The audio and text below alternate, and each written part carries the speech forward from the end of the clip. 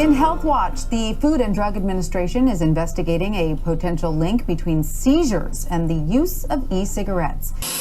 According to the FDA, users in some of those cases also reported experiencing fainting or tremors. A new study coming out of Yale University, it finds that people who use some e-cigarettes are consuming more than the ingredients that are listed on that package.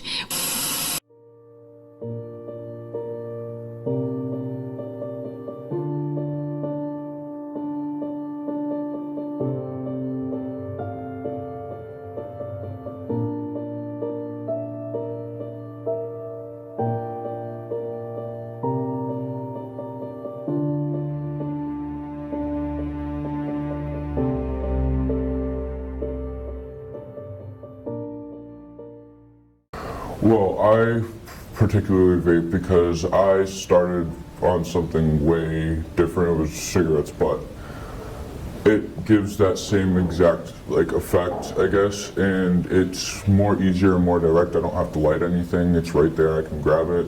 It's like nothing really makes it difficult to do, and having it around makes me want to do it. So. A lot of the time it's just because someone offers it to me and I'm a little bit anxious or aggravated. Sometimes it's just to calm me down, but it doesn't work as advertised.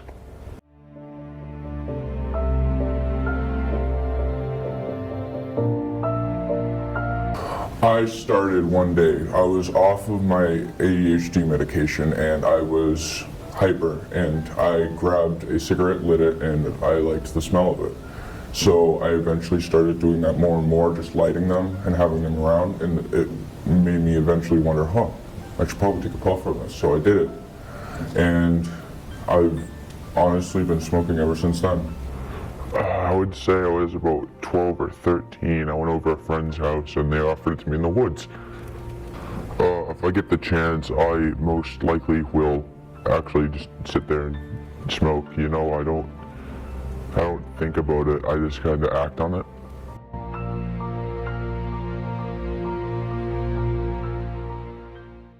Thank you for joining us today, Mr. Pena. My pleasure.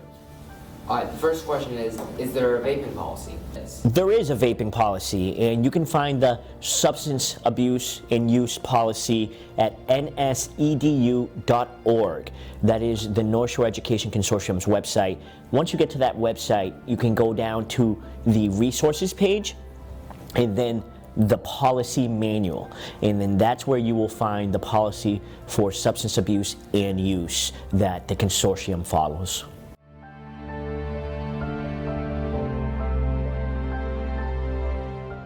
So we don't like to use punishment as the language when we are referring to our school's response to vaping. What we really try to focus on is education and prevention.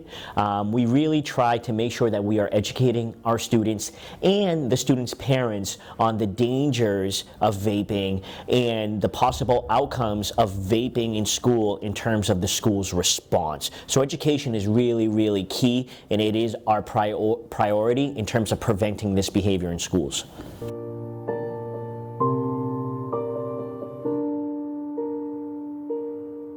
Good morning, Robin. A lot of parents certainly paying attention to this one. Teens are reportedly using vaping devices in record numbers. The U.S. Surgeon General has called e-cigarette use among youth an epidemic. And now Tristan, a 17-year-old from Texas, is warning other teens by sharing what happened to him.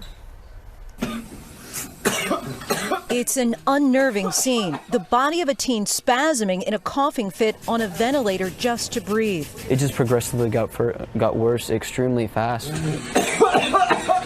17-year-old Tristan Zofield was taken to Cook Children's Hospital in Fort Worth, Texas, with blockage in his lungs. I woke up just throwing up everywhere, and my heart was just pounding out of my chest, going 100 miles an hour. And doctors believe it was all because of vaping. He's a very sick, otherwise healthy-looking child. And we don't see previously healthy 17-year-olds that sick that quickly. In late July, Tristan's family sat by his side day after day, not knowing what was wrong, as he lay in a medically induced coma. We were baffled at first. We had no idea what was going on. His parents then learned Tristan had been vaping without their knowledge since the 8th grade, sometimes as many as 2 to 3 vape pods a week. You don't want your child to have to go through what we went through to get to the point that he came to. And this isn't the first teen hospitalized after vaping use. The CDC has identified 153 cases of severe lung illness associated with e-cigarette use across 16 states. The CDC continues to investigate and has not identified a particular device or liquid as being associated with those cases. For Tristan, he's now hoping to warn other teens. It's a big deal. It's not something to look over.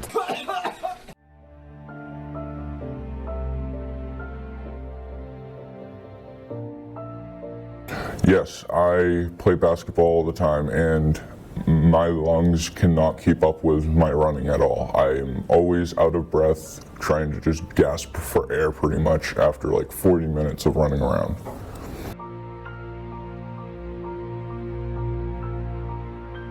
My opinion is that vaping is something that is very, very, very dangerous to people's health.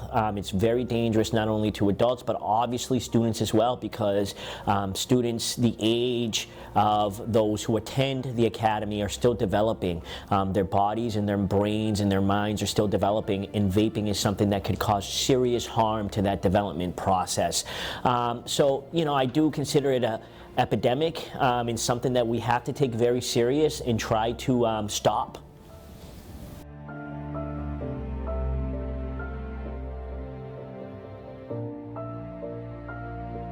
You're gonna ruin your life.